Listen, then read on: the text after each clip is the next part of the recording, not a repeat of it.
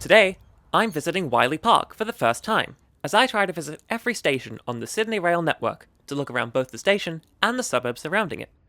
Wiley Park Station is on the Bankstown Line and opened in 1938. The station has had various upgrades in the last few years in preparation for the line's conversion for driverless trains as part of Sydney Metro City and South West. The station has two side platforms, and the entrance is at the eastern end of these platforms. Various structures on the platforms provide shelter.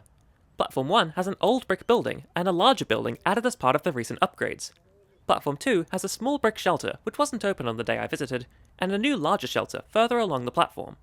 Ramps and lifts connect the platforms to the station entrance, which is a small building on King George's Road, a major road through the area.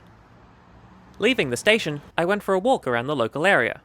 I started by going west along the south side of the rail corridor before turning south away from the railway.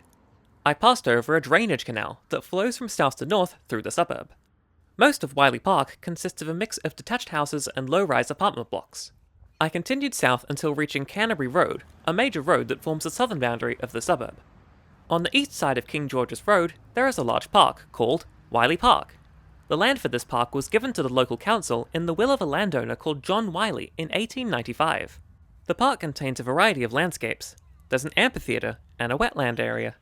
From the park I walked north towards the railway, which included walking along this bendy laneway. I then walked towards King George's Road, which has the only bridge over the railway in the suburb. North of the rail line, King George's Road has some shops on the west side of the road, but on the east side, none of the shop fronts looked open when I visited.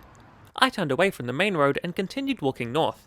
I walked through Hillard Street Reserve, a small park between Hillard Street and McCourt Street, which interestingly has a building between two sections of the park on the Hillard Street side. I eventually reached Punchbowl Road, a major road that forms the northern boundary of Wiley Park. I crossed King George's Road and turned south.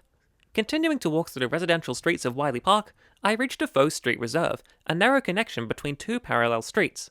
This park contains a small bridge over the same drainage canal I mentioned earlier. Continuing south on Glynn Street, I reached the end of the street, where there is a pedestrian path which goes to and then runs alongside the canal.